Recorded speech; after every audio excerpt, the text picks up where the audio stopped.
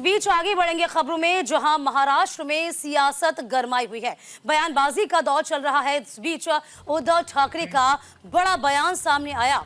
उद्धव ठाकरे का बड़ा बयान, जिसमें उन्होंने कहा कटेंगे बटेंगे फटेंगे, जो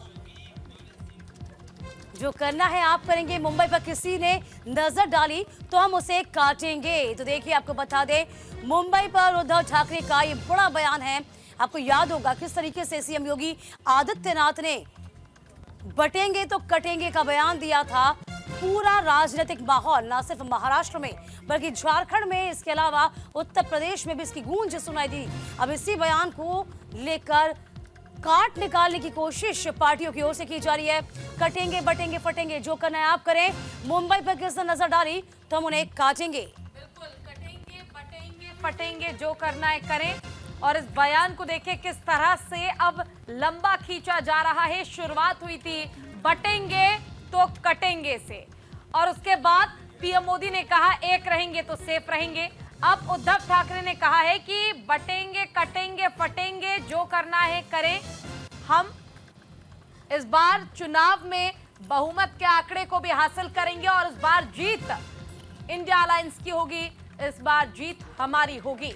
बीजेपी पर सीधा आरोप उद्धव ठाकरे का। मुंबई पर उद्धव ठाकरे का बड़ा बयान, कटेंगे बटेंगे फटेंगे, जो करना है आप करें। मुंबई पर किसी ने नजर डाली तो उन्हें काटेंगे। उद्धव ठाकरे का यह बयान, मुंबई पर किसी ने नजर डाली तो उन्हें हम काटेंगे।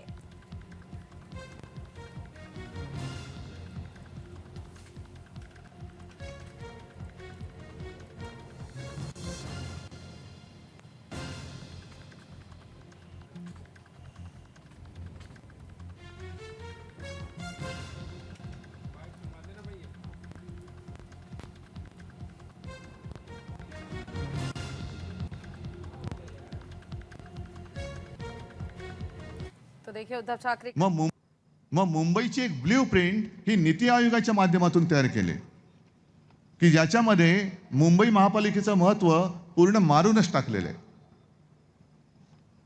नंतर वर्ल्ड इकॉनॉमिक फोरम आणि MMRDA यांच्यात एक MOU सुद्धा 2 महिन्यापूर्वी झालेला आहे। हे संकट किती मोठे आहे ते बघा। म्हणजे आपण जर का नुसतं कटेंगे बटेंगे फटेंगे हे ह्याच्यामध्ये राहिलो, मी देवेंद्र फडणवीस आणि सगळ्यांना सांगतोय की तुमचं बटेंगे फटेंगे सोडा, पण मुंबईवरती घाला घातलात तर हम आपको काटेंगे, जरूर काटेंगे। कसल्या गोष्टी करताय, कोणाला शिकवताय?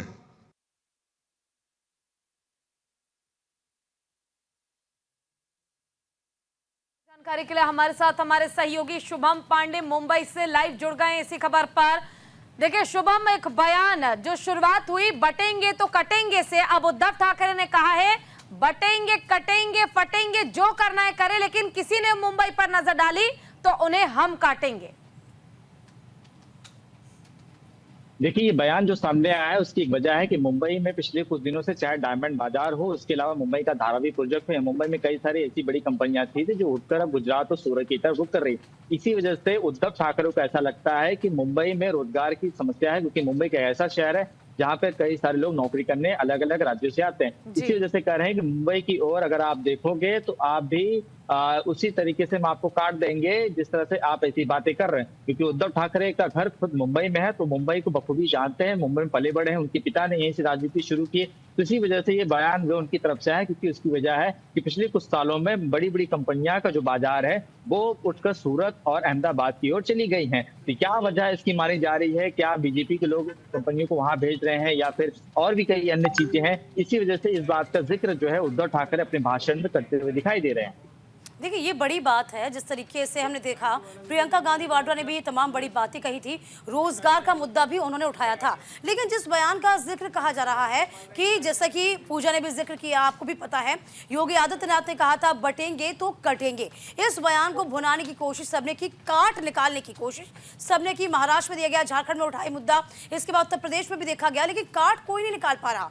अब इस सवाल महाराष्ट्र चुनाव में है, तो फिलहाल देखिए मुद्दों की राजनीति होनी चाहिए, ना कि बयानों की। देखिए, मुद्दों पर बयान तो होते रहते हैं, लेकिन अब यहाँ पर डायलॉग बाजी दोनों गुटों की ओर से आते हुए दिखाई दे रही। बीजेपी कह रहे बटेंगे कटेंगे एक है तो सेफ है। यहाँ पर उद्धव भी अपने बैकफुट में कहते रहे कि मुंबई की ओर आप देखोगे तो आपको हम काट डालेंगे। अब देखिए, ये उन्होंने सिर्फ मुंबई के विकास या मुंबई में रोजगार जो है या मुंबई की कंपनियां जो बाजी उसको मद्देनजर करता है। बीजेपी की ओर से किस तरह से ये जो बयानबाजियां हैं, ये किस समाज को टारगेट करने के लिए, क्या हिंदुओं का वोट बैंक पाने के लिए कहा गया, ये बीजेपी के लोग जाने। लेकिन जिस तरह से जो बयानबाजी महाराष्ट्र में इस वक्त जो कही है, उसकी शब्दों की जो चरम सीमा है उसकी कोई था नहीं है, वो पूरी तरीके से पार हो चुकी है। लोग आज भी जिस तरीके से बयानबाजी कर रहे हैं, अब देखना होगा कि नेताओं की इन बयानबाजी को किस तरह से जनता जनार्दन अपने वोट के दिन इस्तेमाल करती है। क्या ये जहन में रहता है, क्या महाराष्ट्र की डर्टी पॉलिटिक्स ये मुद्दा रहेगा। इन सारे विषयों पर अब देखना होगा कुछ घंटे बाद जब मतदान शुरू होंगे, जो वोटिंग परसेंटेज होगा वो महाराष्ट्र का ये सब कुछ तय कर देगा कि वाकई में महाराष्ट्र अगले 5 साल के लिए किस देखिए, दिशा अब की ओर देखा जाने जाए वाला है। शुभम, सीधे सीधे अब रोजगार के मुद्दे को उठाया जा रहा है। जैसा कि आपने भी जिक्र किया कि तमाम जो मल्टीनेशनल कंपनियां हो या बड़े बड़े वादे हैं वो तमाम राज्यों के साथ किए जा रहे हैं, लेकिन मुंबई को उसको बैकफुट पे रखा गया। यहां पर अब देखा जाए तो रोजगार का सीधे सीधे जिक्र कर दिया।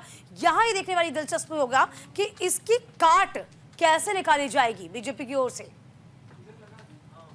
देखिए, कुछ ही घंटे चुनाव प्रचार बाकी है। अब देखिए किस नेता की ओर से बयान आता है, क्योंकि उद्धव ठाकरे ने बयान दिया तो जाहिर सी बात है बीजेपी के कोई बड़े नेता इस पर बात करेंगे। अब देखना होगा किस तरह से इस पर अपनी बातें बीजेपी की ओर से रखी जाती है। क्या वाकई में जो मुंबई में समस्या है, जो यहाँ के लोग आज भी झेल रहे हैं, नौकरी की समस्या या रोजगार की समस्या, उस पर किस तरह से ये अपनी बातें रखते हैं, देखने वाली बात होगी। कुछ ही घंटे बचे हैं चुनाव प्रचार में, उस तरह से जो बयानबाजियां आज के दिन करनी है वो किए जा रही हैं। अब क्योंकि कल का एक दिन रह जाएगा, उसके बाद परसों के दिन महाराष्ट्र में 288 सीटों पर मतदान है। ऐसे में अब किस तरह से रिएक्शन आते हैं ये देखने वाली बात होगी।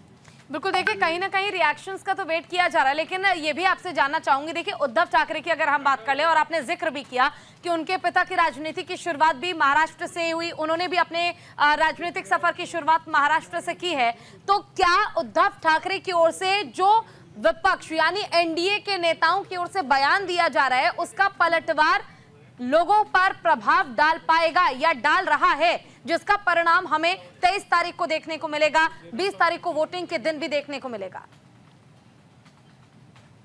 देखिए पूजा जी, अगर हम गौर करें लोकसभा चुनाव में तो ये मुद्दा रोजगार का भी आया था। इस वजह से देखिए मुंबई में बीजेपी को सिर्फ 6 में से 2 सीटों पर जीत मिली है, 4 पर महाविकास आघाड़ी जीत कर आती है।